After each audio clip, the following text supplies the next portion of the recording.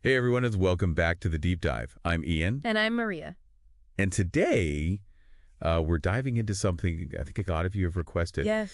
It's how to think in English. It's a big one. Yeah, so not just, translating in your head, Yeah. but actually thinking in English. It's a really common hurdle for language learners. Yeah? Like you can learn all the vocabulary, you can understand the grammar, but then there's this like mental block of actually being able to think directly in the language. Yeah, and we have this guide that we're looking at today. Yes. And it's...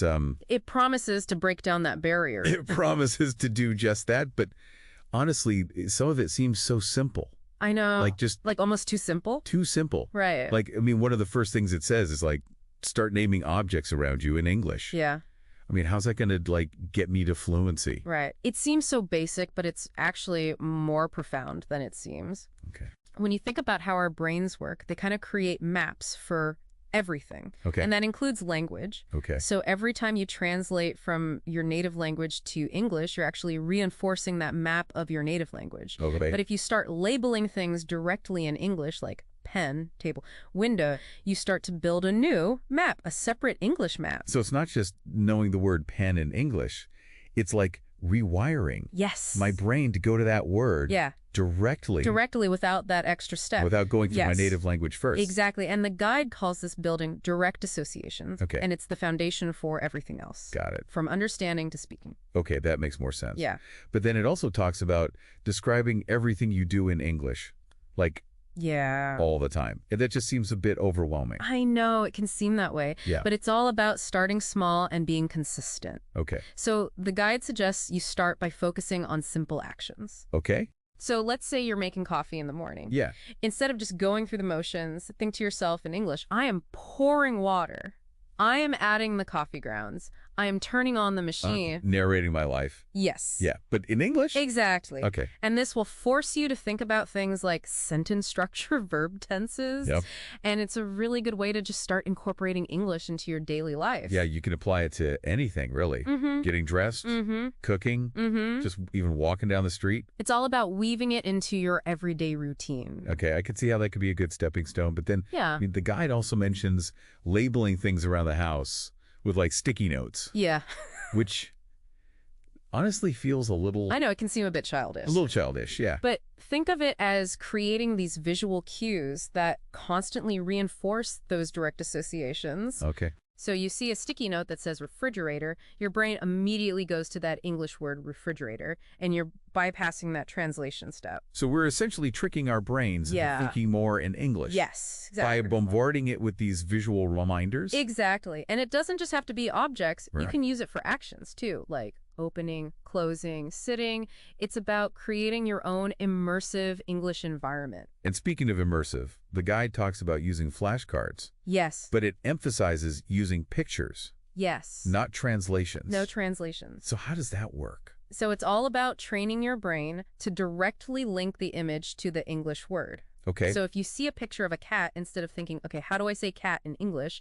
Your brain just goes straight to cat. Okay, that's interesting. Yeah. So how do I know if it's actually working?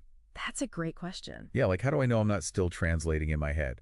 Well, it's about paying attention to that mental click. Okay. That moment when you just access the English word without any effort. Okay. And you'll start to notice it happening more and more as you practice these techniques. Okay, so it's not about being perfect. It's about consistency. Yes. Okay, it's about building those connections over time. Okay, what I think is really cool is this idea of describing your surroundings in English. Yes. Almost like a running commentary as you're going about your day. Yes. But wouldn't that be exhausting? You don't have to describe everything in minute detail. Right. Just start with simple observations like you're walking down the street, the sky is blue, the trees are green, cars are driving by. Okay. It's just about engaging with your environment, but doing it through this lens of the English language. So from single words to simple sentences. Yes. And constantly building on that direct association. Exactly. I can see how that'd naturally lead to it does. More complex thoughts over time. It does, and that's where things get really interesting. Okay. Because the guide then introduces this concept of internal monologue. Okay. Which is essentially talking to yourself in English. But we'll dive into that more in the next part of our deep dive. Yeah, it's a whole other... They're worms. Exactly. Okay, so let's talk about this idea of internal monologue that the guide keeps bringing up. Yeah. Basically, this is a key step in actually making English your default language for thought. Okay, so honestly, like, the idea of talking to myself in English just feels super awkward. Yeah. Like, wouldn't I just sound crazy? I mean, it might feel a little strange at first, but remember, nobody else has to know you're doing it. That's true. It's your own private practice space. Okay. The power of it is that you're actually forcing yourself to construct those thoughts in English. You're not translating after the fact. Okay, so like, what kind of things should I even be, like, saying to myself in my head? Yeah. I can't have full-blown debates up there, can I? You'd be surprised. Okay. But start simple. Start with narrating your actions as you go about your day. So, Okay. I'm brushing my teeth. I'm walking to the bus stop. I'm feeling tired. Okay. And then you can kind of level it up a bit from there. Okay. So you can start thinking about things like, I wonder what the weather will be like today, or I need to remember to buy milk on the way home. So basically just taking those simple sentences we were talking about earlier. Exactly. And like making them into a continuous internal dialogue. Yes. Like giving myself a play-by-play of my own life. Yeah. But in English. Exactly. And here's where it gets even more interesting. Internal monologue isn't just about narrating your actions. Okay. It's about using English to think through things. Okay. Like you can use it to plan your day. Okay, after work, I need to hit the gym, then pick up groceries. But isn't that still just like translating my to-do list? It's different because you're actively engaging with the language. You're not just passively translating a list. You're actually thinking about your day. You're making decisions, prioritizing tasks, maybe even problem solving. Okay. Like, the gym is probably packed after work. Maybe they should go in the morning instead. Okay, so I'm not just thinking about it in my native language and then translating it. Yeah. I'm actually like... You're doing it all. Doing it in English from the beginning. From the beginning. Wow, I hadn't thought about it that way. Yeah, it's taking it out of the textbook and actually using it to manage your life. That's really good. And you can even use it to practice, like, expressing your feelings and opinions in English. Oh, okay. So, things like, I'm really excited for the weekend, or I completely disagree with what that politician said, or even just like, that movie was amazing. I loved the special effects. Okay, I'm starting to see like how powerful this could actually be. Yeah. But I think I'm still getting caught up on like the whole ditching translation thing. Yeah. Like, is there any way to kind of speed up that process of, like, direct association? Yes, absolutely. That's where visualization comes in. Okay. It's such a powerful tool for bypassing translation and connecting directly to the meaning of the word. Okay. So the guide is this great example of, like, imagine you're watching a movie. Yeah. And an actor says, I'm starving. Yeah. You don't need to translate that. You just understand it instantly. Yeah. Through their tone, their expression, their body language. Right. So the meaning is conveyed visually. Visually, exactly. Exactly. And you can apply this to your own learning. Okay. So instead of translating the word dog in your head, just picture a dog, any dog. It could be your pet, a dog you saw on the street, even a cartoon dog. Okay. That image becomes the anchor for the word. Okay. Making translation completely irrelevant. So it's not just flashcards. It's like actively creating a picture in my mind. Yes. For every word. Yes. And the more vivid that picture, the stronger that connection's going to be. That's really interesting. And it works for abstract concepts, too. Okay. So let's say you're trying to learn the word freedom. Instead of going straight for the dictionary, just picture a bird soaring through the sky or someone breaking free from chains. Wow. Those images embody the essence of freedom. Okay. And it'll just stick in your mind so much better than any translation could. And here's where it gets even more powerful. Okay.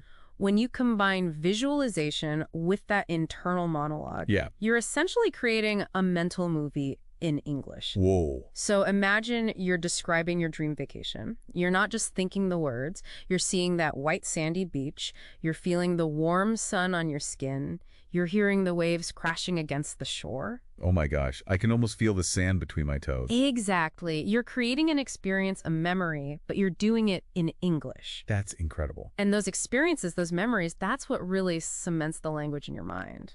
Okay, so we've talked about visualizing words. Yes. We've talked about internal monologue. But I know that native English speakers use a ton of idioms and like phrases. Yes. So how do those fit into this whole thinking in English thing? That's a great question. So thinking in phrases rather than translating word by word is so essential for sounding natural and fluent in any language. Okay. And idioms in particular are like these prepackaged chunks of meaning that native speakers just use effortlessly. Okay, but there are so many idioms. I know. It's kind of overwhelming to even think about trying to learn them all.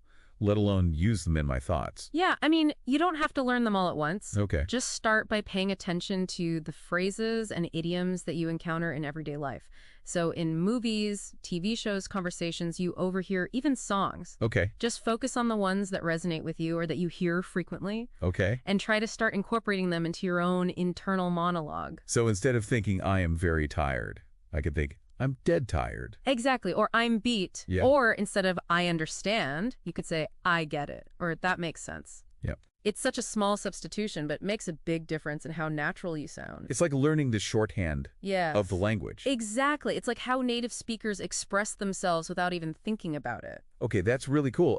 And I like this as just a thought, but like, could I take a phrase or an idiom from my native language? Yeah. And then try to find like the English equivalent? Absolutely. So like, for example, in my native language, we say to have butterflies in your stomach when we're nervous. Oh. So the English equivalent would be to have butterflies in your stomach. Exactly. Same meaning, different words. Okay, cool. So I can use that to kind of bridge the gap. Yeah, exactly. It's finding those commonalities and how we express ourselves. Okay, cool. And the more I practice with these phrases and idioms, the more natural they'll become. Exactly. You'll find yourself thinking in them without even realizing it. Wow, that's cool. But before we get ahead of ourselves, let's talk about how to actually utilize those little pockets of free time that we all have throughout the day for some extra English practice. Okay, so we've covered a lot of ground in this deep dive into thinking in English, from building those direct associations to like creating these mental movies in our heads. Yes. It's clear that it's not just about like learning the words. Right. It's like changing the way we process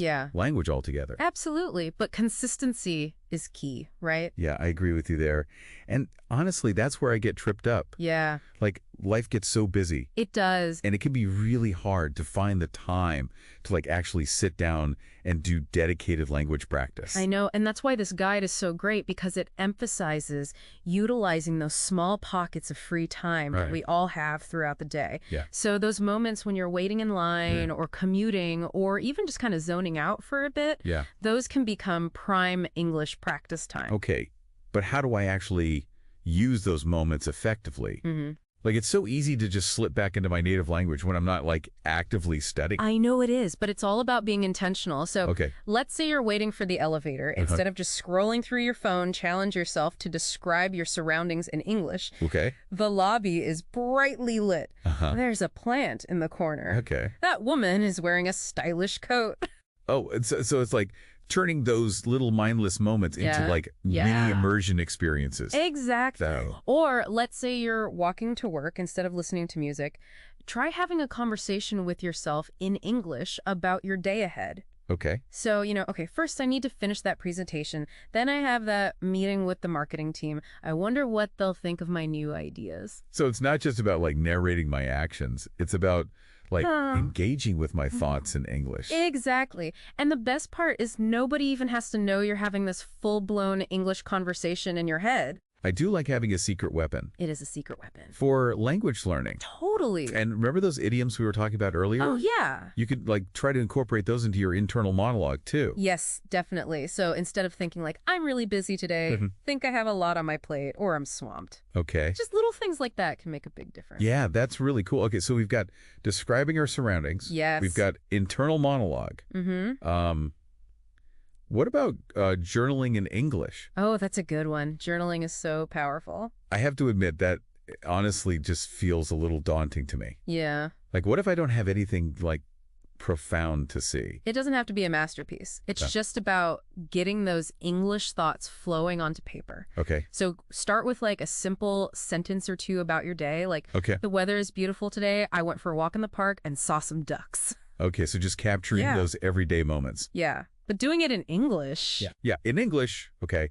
And as I get more comfortable, I can start to like explore deeper thoughts and feelings. Exactly. And you can start writing about your dreams, your fears, your hopes for the future. Okay. Write about it all in English. It's like giving my inner voice a platform. It is. To express itself, but in a new language. In a new language. That's beautiful. That's really cool. And I think one thing that always holds me back with writing is like the fear of making mistakes. Oh, yeah, I know. But with journaling, it's like...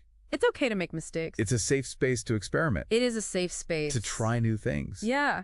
That's cool. And, you don't have to worry about being judged. So much of language learning feels like it's about getting it right. I know. Uh-huh. It's not. It's about progress, not perfection. And journaling allows you to really track that progress. You can see how far you've come. That's cool. And you can identify the areas where you still need to work. So it's like a written record. It is. Of my journey. Of your journey to thinking in English. I love that. And as you continue on this journey, just remember, consistency is key. Okay. Even those small, regular efforts, they're going to compound over time. Okay. And they'll lead to these really remarkable results. So no more excuses about being too busy. No more excuses. There's always a few minutes here and there. There is. To squeeze in some English. Yes. Whether it's labeling things around my house, or having a conversation in my head. Yeah. Or just jotting down a few thoughts in my journal. It all adds up. It all adds up. Okay. It does. I like that. And as I become more comfortable thinking in English, I'll probably just naturally start using it more in my everyday life. You will. It'll just become second nature. That's really exciting. I like that. It is exciting. It really opens up a whole new world of possibilities. Well, on that note, I think we've reached the end of our deep dive into thinking in English. I don't know about you, but yeah. I feel really inspired to put all of this into practice. Me too. I'm ready to go label everything in my house. And have all those conversations with myself. Exactly. So remember, everyone thinking in English is a skill. It is. That anyone can develop. Anyone. With consistent effort and practice. Exactly. So take those first steps today. Start small, be consistent, and most importantly, have fun with it. Thanks for joining us on this deep dive. It was fun. And until next time, keep those English thoughts flowing.